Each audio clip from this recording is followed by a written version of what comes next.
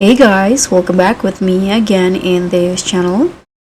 So in today's tutorial, I'm going to show you how you can catch this flat-headed whale shark in Fish It. The flat-headed whale shark is a mythic tire catch that will absolutely push your gear to its limit. And in here, I'm going to show you the location and the bait strategy that you need to catch this big fish.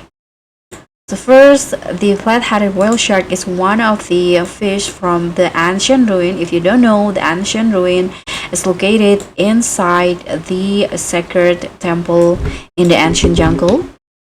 So I'm going to show you the exact spots where I got the shark. So for the shark in here, I actually got it while I fished in this exact location where the other players is fishing now. This is where the spots, and I'm using the element rod with singularity bait as the gear combo. So if needed, you can also use your luck totem to increase your odds to catch this fish. So guys, thank you so much for watching. Don't forget to like, comment and subscribe. Also click on the thanks, and I'll see you in the next one.